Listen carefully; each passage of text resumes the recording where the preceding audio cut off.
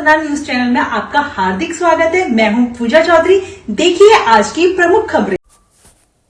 વાડીનાથ સારસાથી અંબાજી પગપાળા સંઘ રવાના। આણંદના ખંભોજ ગામે તારીખ 1 જાન્યુઆરી 26 ગુરુવારના રોજ માય મંડળ સંઘ વાડીનાથ સારસાથી મોટા અંબાજી પગપાળા સંઘ જવા નીકળ્યો હતો।